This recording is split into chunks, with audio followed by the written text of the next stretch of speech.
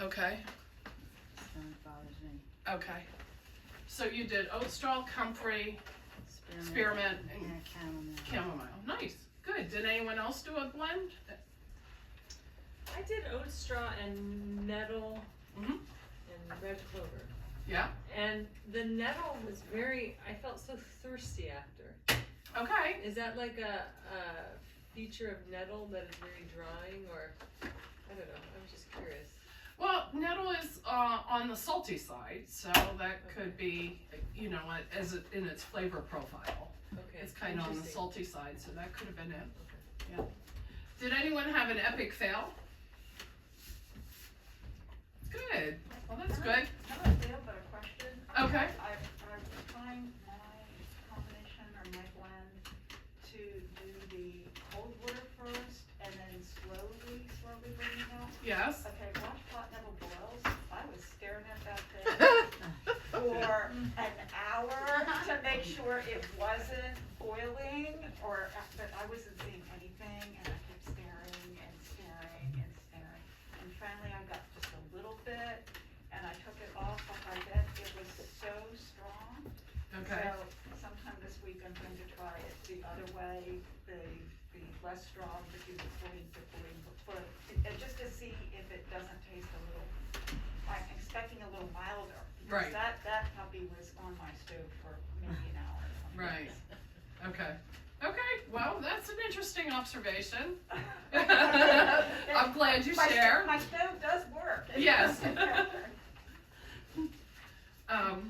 Did anyone make a tea for a purpose? My son has trouble sleeping, Okay. so it was one that I used I actually, to see which one worked better for him, I used skull cap on one with a blend, like I just used skull cap with some spearmint just for flavor, and skull cap, or spearmint with the catnip. Okay. And amazingly enough, for sleep, catnip actually worked better for him. It brought him down better to sleep than the skull cap did. And how old is your son? 10. 10. Nice. So catnip and spearmint for the 10-year-old was a better combination for sleep. I like it. Yeah. Good. I also enjoyed your blend that we had here. Oh, did you? know, so I That used we it whipped up? Yeah. Good. Nice. Which had a lot Nice. of the same things in. Nice. All right. So we're going to talk about the proper method for preparing the following herbs. I want you to say infusion or decoction. Okay. So chamomile. Infusion. Okay. Dandelion root. Decoction. Okay. Spearmint. Infusion. Valerian root. Decoction. Infusion. Who are my infusion people? Couple of you? Okay, why? The oil. Yeah. Because of the volatile oils. It's a tricky one, yeah.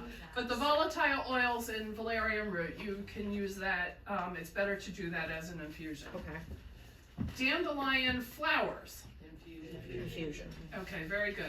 And golden seal root. Infusion. I did decoction. Volatile oils. So, golden seal root, I use it only when needed because it's endangered. So first off, I say that. Personally, for me, I do a decoction if it's whole, and I do an infusion if it's powdered. And that's what I found works the best.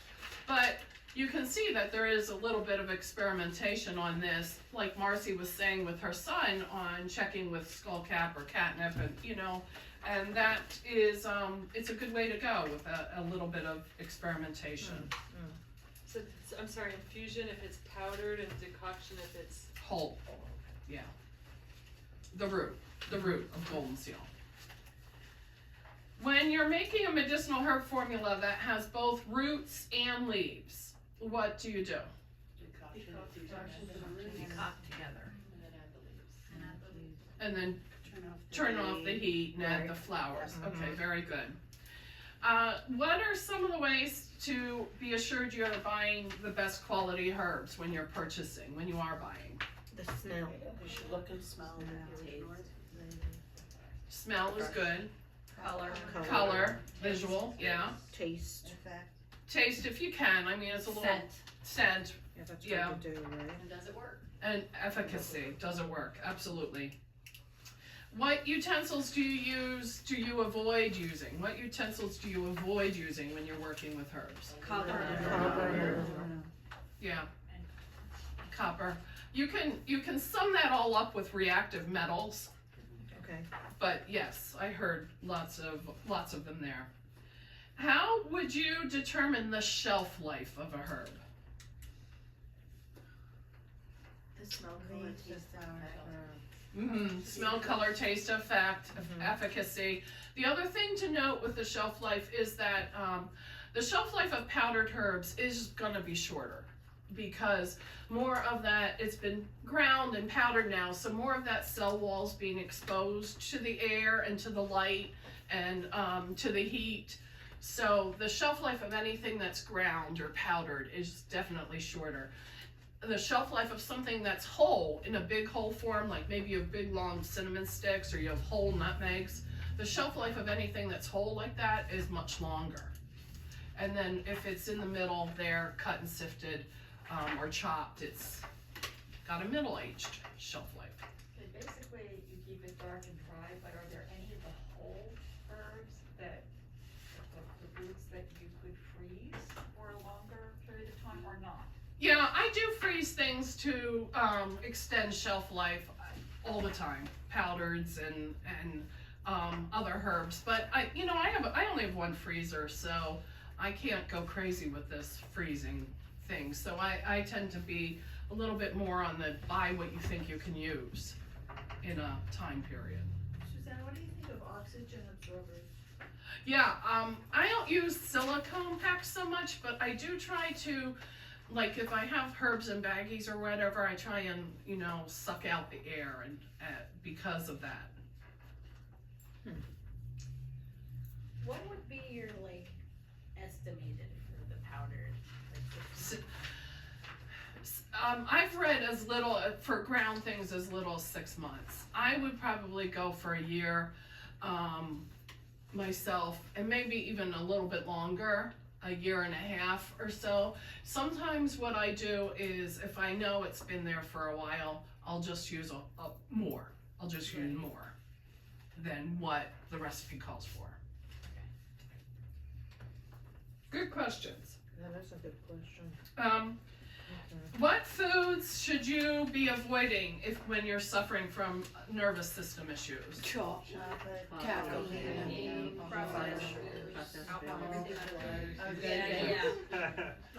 alcohol. Okay, yeah, I think I heard most of them on there. Chocolate, that's that tough one though, right? Yeah.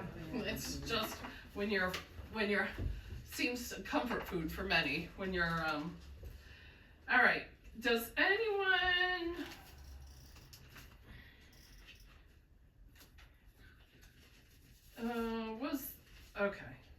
did anyone do, here's my question, did anyone do the mimosa materia medica?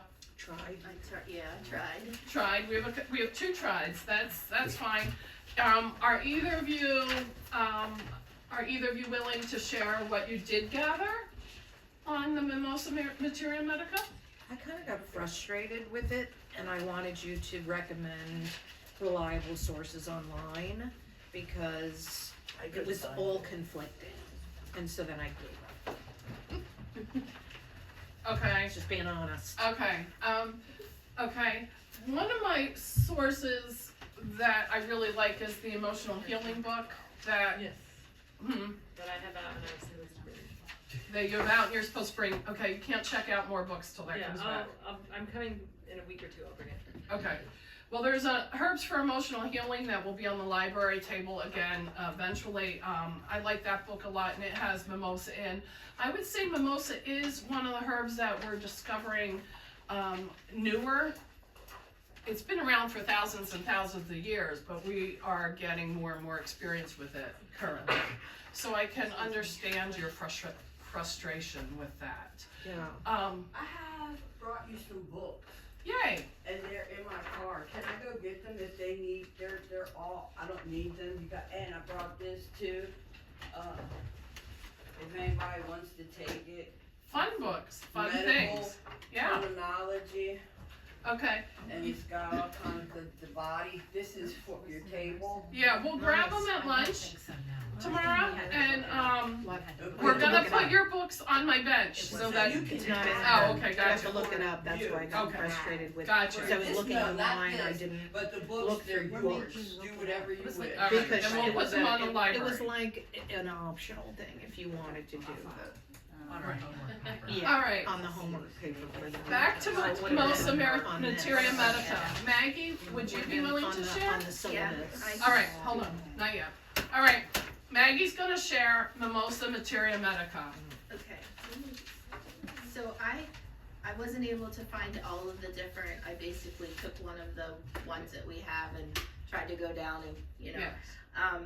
So I have for taste, sweet and balanced. Okay, I have the part used is the flower and bark. And then it is native to Asia and Middle East, but it is now found in Southeast California. And then I have Western classification as antioxidant, mood enhancer, anti-inflammatory, and analgesic. The triune classification, I have heart, liver, and circulation. And then primary uses, anti-aging compounds, reduces pain and swelling, regenerates flesh and bone in case of fractures, and it's antimicrobial for second and third degree burns, and then dosage is a tea or tincture. very good. Yeah, that's a great job. I hope you picked up in there that Mimosa is a mood enhancer, and that's why it was in an optional with your nervous system unit. It is certainly something that we're seeing people use more and more for nervous system issues, and particularly for like mild to moderate depressions, and it's got a nice little taste to it as well. But that was a really good job. Thank you. I was Yeah. like, mimosa? How am I doing this on a drink? Yeah. And then I was like, no, this has to be an herb. So I used Google for a while and finally found something. Although mimosas are also mood enhancers. Is it Mimosa pudica? Mimosa pudica. Okay. Mhm. Cause there's different types There are of lots of mimosa. those, 'cause there's Yeah, the that's why I silk. think I was getting nutty Mhm. and quit. All right, very good. Any other questions on the homework or on your nervous system or? Can I ask, cause the crossword puzzle, Mhm. there was two that I just was struggling with that one just didn't fit. Can I ask what the answers for 23 and 39 were? Because I just was struggling with those a bit. Okay, I'm not sure I have the answers with me, but I will definitely get them over lunch, for sure. Does anyone, I don't know what 23 and 30 down, I don't know what they are. Pam has it done. Okay, Well, it fit. Okay. Did anyone else have any questions on the crossword puzzle? We can go over it, and I can email you the answers. Would that be the better thing to do? Yeah. Okay, Yeah, I will sure. email the class the answers. Lovely. Also, did you get your Essential Herbal magazine Yes. this week? Okay, there was a, it came out this week via email, and it's the Essential Herbal, and the crossword was in there as well, and if you clicked on it, I think it was interactive. Oh. Okay. Yeah, but I will, But I didn't realize it was interactive. yeah, I will email you all the answers. Thank you. That's very easy for me to do. So, because I did an infusion with chamomile, Uh-huh. and it seemed like it got bitter.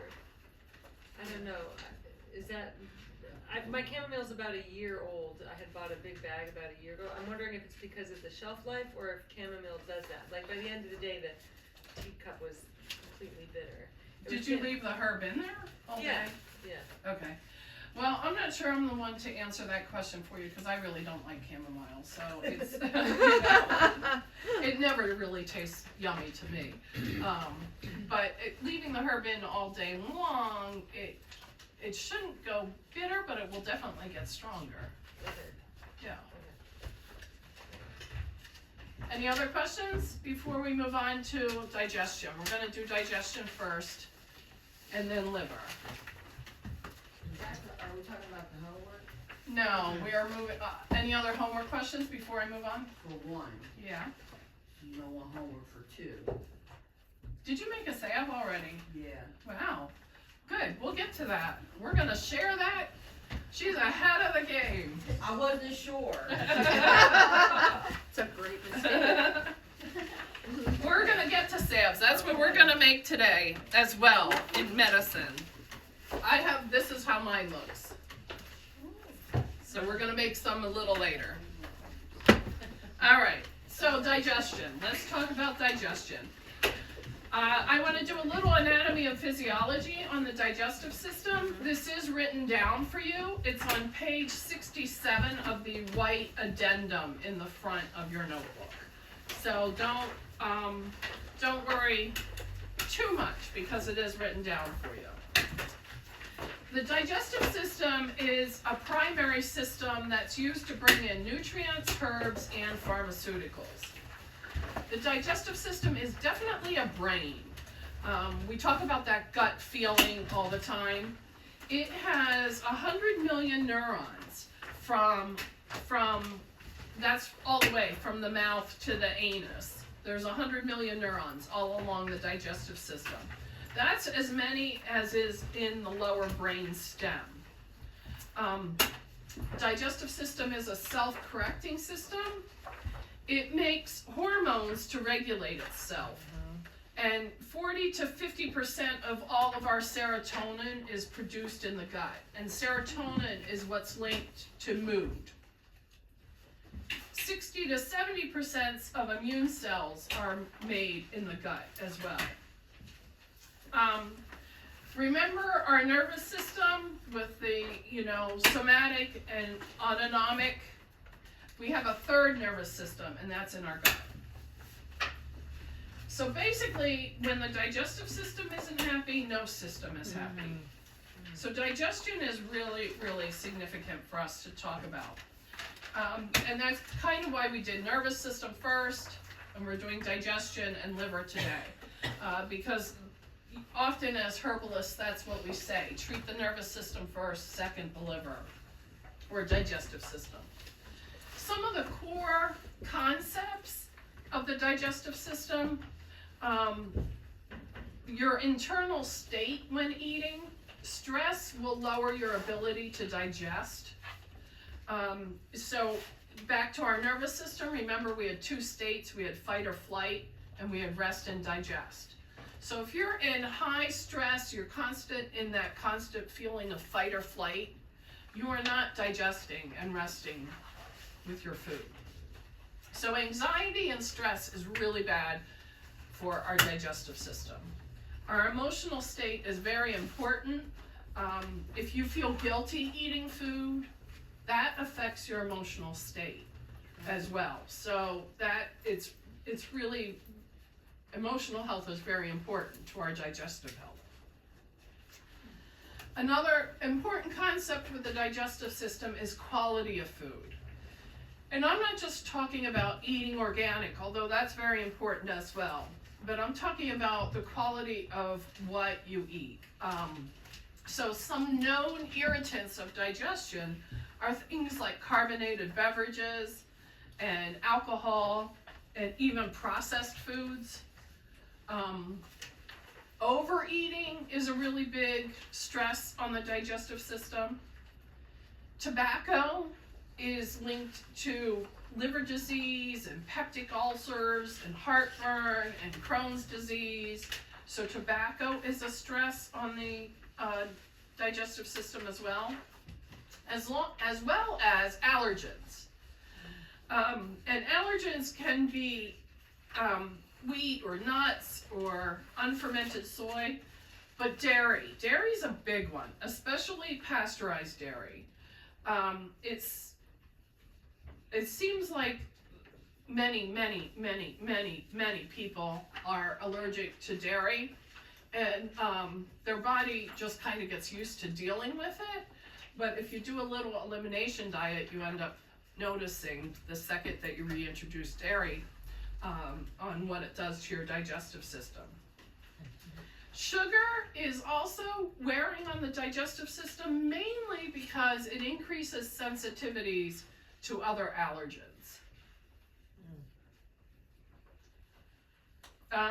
Caffeine is not necessarily an irritant, but it is a mover. So it does process things through the digestive system faster than it might need to go through. Another core concept of the digestive system is that it has an ability to heal itself. If your mucous membranes are inflamed, they're trying to heal themselves. Right. If there's not enough mucus, you have an upset stomach. If mucous membranes are irritated, then absorption is harder and nutrients have to swim through that. They have to swim through that layer of mucus to get to the intercellular fluid to get to your blood. So chronic inflammation leads to deficient absorption of nutrients. There are herbs for this. In particular, the demulcent herbs are very soothing, so like marshmallow, slippery elm is another one. Those demulcent and mucilaginous herbs. Another core concept for the digestive system is it's important to break things into smaller pieces. So some of that's mechanical by chewing with your teeth, and then also mechanical would be churning in your stomach. That would be mechanical. And then some of it is chemical, and that's done through a variety of enzymes in your stomach. And each enzyme has its own job on what it kind of breaks down. Digestive fire is a phrase, digestive fire, in quotes, is a phrase that you hear in Ayurvedic medicine. You also hear it in traditional Chinese medicine. And the reason for that is because sometimes you need heat for those enzymes to produce enough of the enzymes to do the chemical breakdown of your food. You need heat in your stomach. And because of that, that's where we get like not drinking with ice in your drinks at dinner time, because the ice dampens the digestive fire and puts it out. Bitters, and we're going to talk a lot about bitters, but bitters is also really important. Every culture has its own version of bitters. Bitters helps with peristalsis, the entire digestive process from your mouth all the way to finish, to your anus. And we're gonna go deeper into bitters as well. But I put bitters under a core concept of the digestive system under digestion, actually digestion. Another core concept of the system is movement through the system. And that can be sluggish or it can be speedy. Speedy would be like a diarrhea almost, moving too fast. Sluggish is when it's hanging there way too long and it takes too long for you to expel your waste. And then your body starts reabsorbing that waste. So, we want kind of to aim for a perfect balance. With the movement, that's where the antispasmodic herbs come into place. They'll help to contract the small intestine. Another core concept of the digestive system is absorption and assimilation. So absorption is absorbing from the digestive tube. I'm going to call the system the tube because that's essentially what it is. Absorbing from the digestive tube into the blood. And assimilation happens in the cellular level, mostly in the small intestine. Skin, we often say, skin's our largest organ. It has 22 square feet of surface area to absorb. Our small intestine has 2,400 square feet to absorb. Wow. This is where probiotics fall in with absorption and assimilation. And probiotics, just as random trivia, pro is for, and biotics means life. So for life, when we talk about probiotics. And then a final core concept of the digestive system would be elimination. Eliminating toxins, eliminating waste, eliminating basically anything you don't need. This mostly happens in the large intestines, but also we eliminate in our liver, lungs, skin, kidneys, but in our digestive system, it's in our large intestine. So basically, our digestive system is a tube.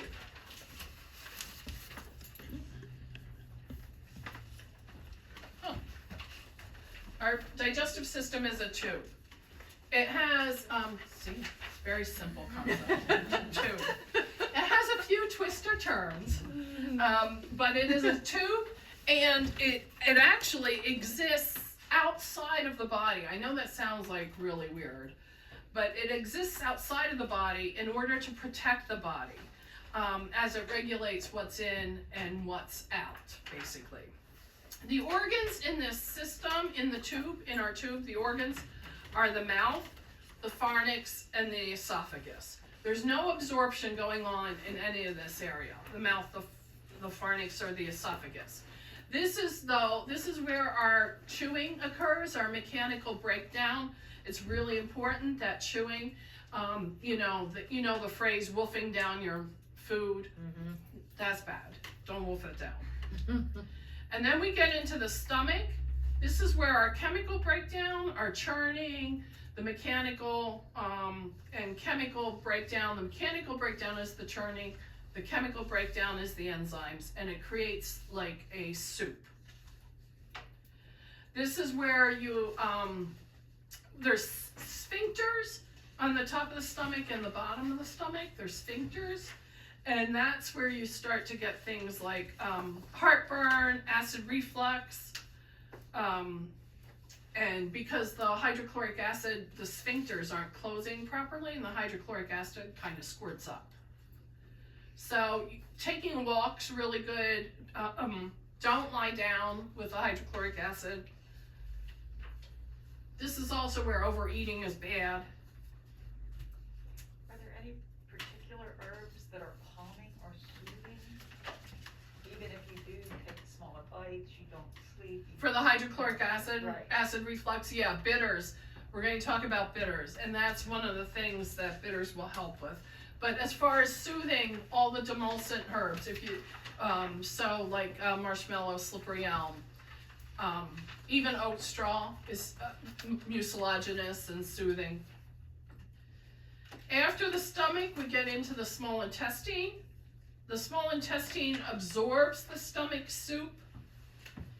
And when you have inflammation in the small intestine, that's where we have things like irritable bowel disease, irritable bowel syndrome, colitis, celiac.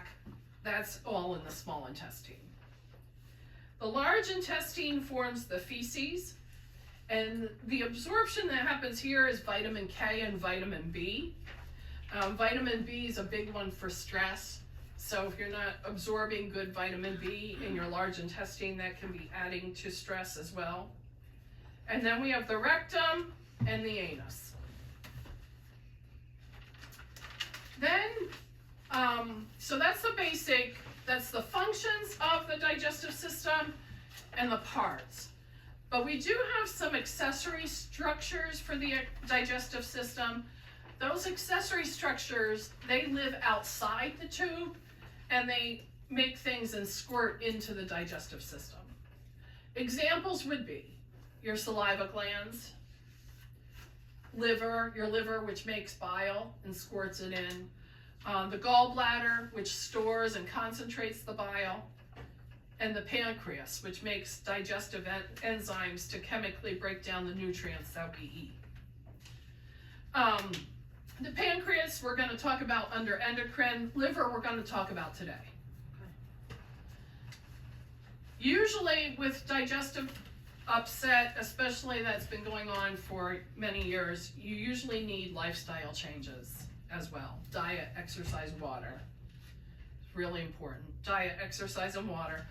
Sometimes you need elimination diets, especially for allergies. You know, if you think you might be allergic to gluten, an elimination diet for a couple of weeks, or dairy is a big one.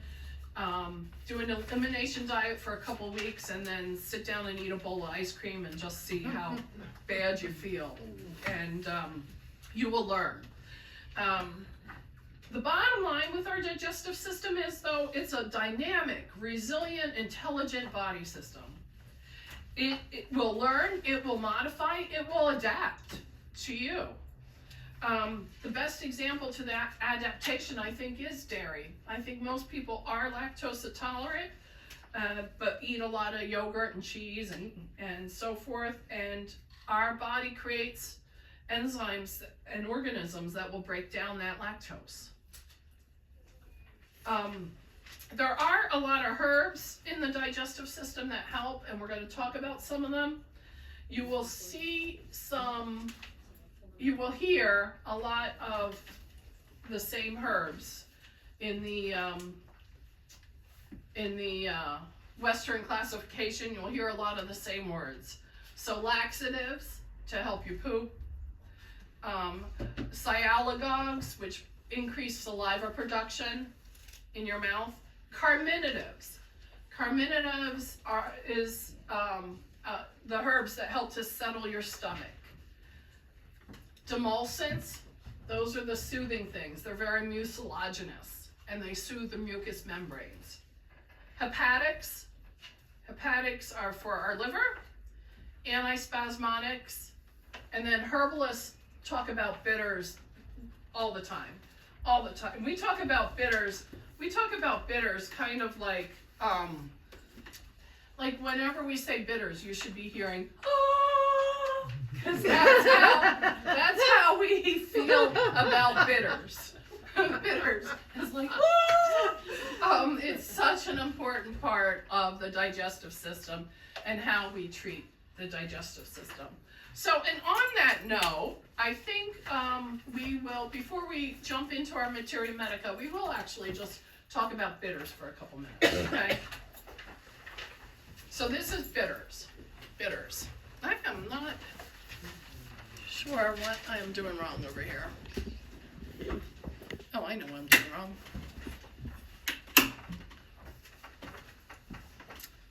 Sorry, I'll fix it later, you guys.